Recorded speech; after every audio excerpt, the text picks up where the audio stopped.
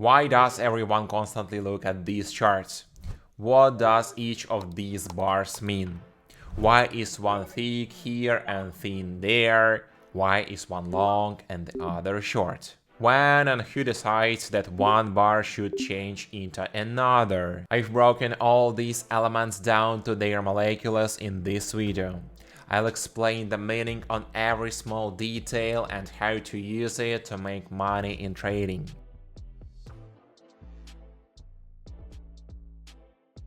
Let's start with these colorful bars, called Japanese candles. What are they exactly? A Japanese candles is primarily information about how the asset price behaved over a certain period of time. For example, if we open a daily chart, one candle will represent the price movement for one day. Candles are usually shown in two colors, green and red. But what's the difference between them? If the asset's price at the end of the day is higher than at the beginning of the day, a green candle forms, indicating the asset has risen. This means that buyers were stronger than sellers. Similarly, a red candle, if the price at the end of the day is lower than the price at the beginning of the day, this means the sellers were stronger than buyers. For understanding, we can look at the chart not only for one day, but also for 15 minutes or any other time period. The principle works the same way. It's like the zoom on Google Maps. You are looking at the same area, but from different distances. But why do most traders use Japanese candles? It's simple, they are the best tool for understanding price movement. A candle consists of two parts, the wick and the body. The end of the upper wick shows the highest price, and the end of the lower wick shows the lowest price for the selected period. The body of the candle is slightly different. For a green candle, the bottom part of the body is the opening price, and the top part is the closing price. For a red candle, the top part is the opening price, and the bottom part is the closing price. Is this enough to understand the chart at a basic level?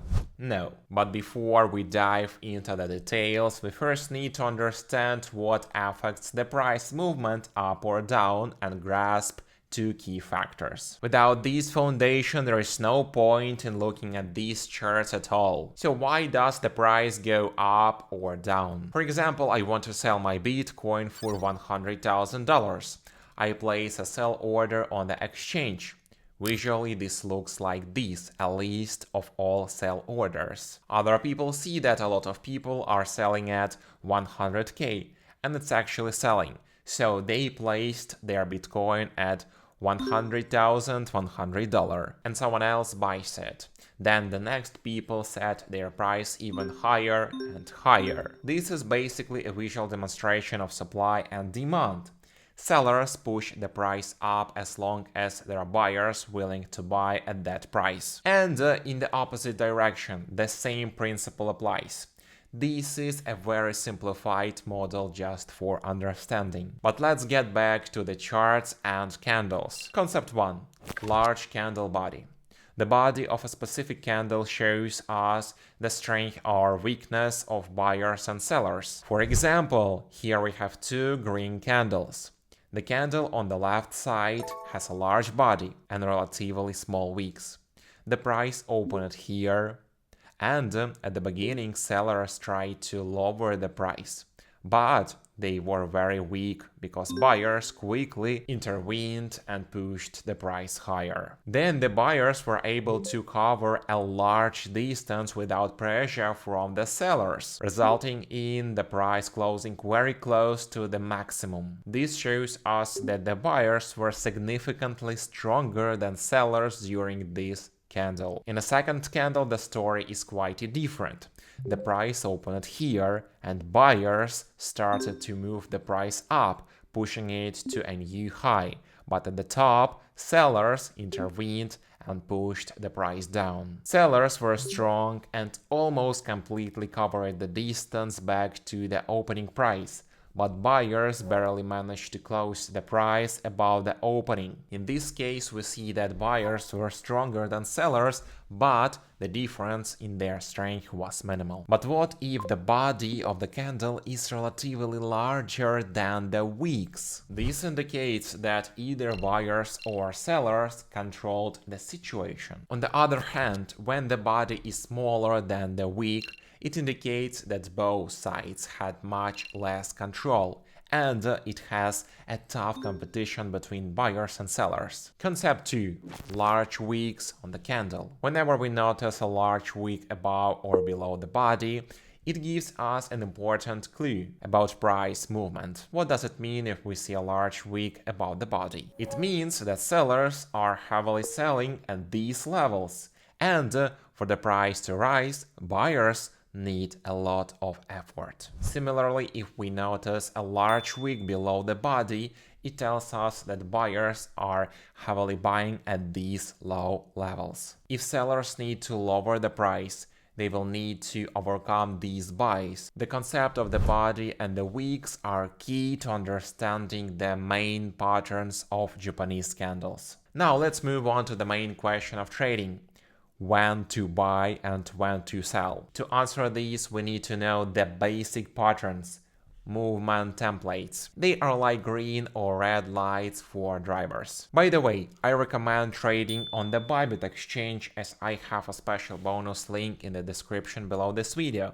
By registering with the link and completing tasks, you can earn bonuses up to $30,000. Also, under this link, we have a playlist where complete beginners shown from scratch how to register and verify their exchange account, make their first deposit, buy their first cryptocurrency, as well as the futures trading terminal on the exchange works. All of these in one playlist explained in the simplest words without any fluff. Now let's learn these patterns. Be prepared to review each pattern 2-3 times to understand it better. Feel free to rewind and listen again until it becomes completely clear. Pattern number 1. Bullish pin bar or bullish candle. This is a strong reversal pattern of Japanese candles that indicates a potential upward reversal. This candle consists of 3 elements: a small green body, a large wick below the body, and a tiny or non-existent wick above the body. How can we explain what we have just seen? The price opened at around this area, and immediately sellers tried to lower the price. But they were able to push the price down, but at the same point, the lower prices triggered by orders from buyers. Buyers were significantly stronger than sellers, as the sellers immediately tried to push the price down, but the buyers intervened and pushed the price higher than its opening. How can this help us in a real situation? If a pin bar appears after a strong downtrend, it indicates that the seller have lost their strength and buyers are now stepping in to move the price upward. To start trading, we need to consider other factors to confirm our view. We'll discuss this later, but if we find an opportunity to buy such a pin bar, we can place a buy order above the high of the pin bar, set a stop loss below the pin bar, and target the next level of resistance. Pattern number 2. Bearish pin bar or bearish candle. The bearish pin bar is the opposite of the bullish one. It's a red candle with a small body, a large wick above the body, and a tiny or non-existent wick below the body. It signals a reversal downtrend. What does this mean? The price opened here and the buyer started to push it up. They covered some distance and created this high. Then sellers began selling and pushed the price down. After going below the opening price, the sellers managed to keep the price below the opening and the candle closes near its lows. At that moment, sellers gained the advantage over buyers. If we find another confirmation of this point, we can place a sell order below the low of the pin bar and keep a stop loss just above the pin bar. If you still don't understand how to trade technically what stop loss, take profit are, be sure to watch this video on trading on Bybit, the video I've left in the description. Pattern 3. Doji pattern. The Doji pattern is the only candlestick model that doesn't give us information about where the price will go. But it's important to understand. It's characterized by a candle with approximately equal wicks above and below small body. The open and close are somewhere in the middle of the candle and the body is very small. This shows that neither buyers nor sellers were much stronger than each other during this period. Does the Doji candle tell us anything? No, it may only indicate a short pause in the movement, but if we see several Doji candles in a row, it means that buyers and sellers are fighting for dominance and there isn't a clearly winning side. In such situation, the price usually makes a sharp move in either direction. Now let's move on to intermediate patterns, which consist of two candles. Pattern 4.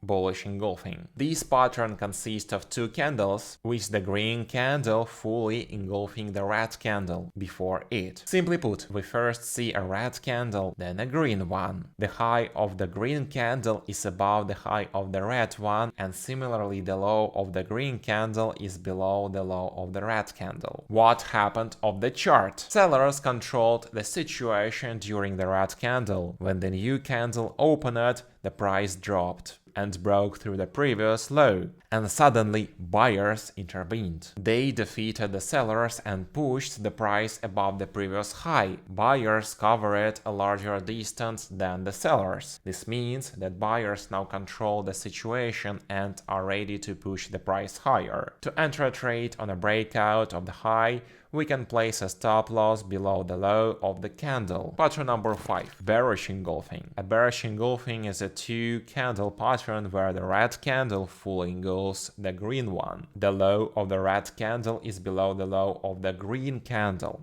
And similarly, the high of the red candle is above the high of the previous green candle. What does this mean? At first, buyers controlled the price as the price moved upward.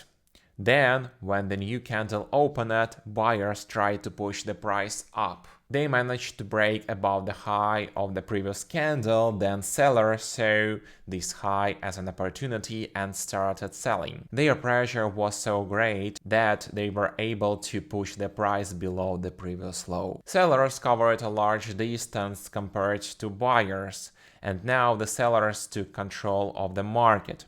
Therefore, we can place a sell order below the low of this candle and set our stop loss above the high. Pattern number 6. Morning star. This pattern consists of 3 candles indicating a bullish reversal. The first candle is a strong red candle with relatively large body. The second candle is a doji with a small body and long wicks. The doji can be either green or red. Next, we have a large green candle that breaks above the high of the doji candle. The size of the green candle will determine the strength of the pattern. If the green candle is the same size as the red one, then this is a good trading opportunity. If the green candle is smaller than the red one, this is a low probability trade. Finally, if the green candle closes above the high of the red one, this is a strong reversal candle. Psychology of this pattern. We start with a red candle, showing that sellers controlled the market, pushing the price down. Then buyers intervened and pushed the price up. Finally, the sellers completely lost control, and the buyers pushed the price higher, forming the green candle. Buyers changed the situation and now an upward move is likely. How to profit from this pattern? To enter the trade, we place a buy order above the high of the green candle. We will set a stop loss below the doji candle.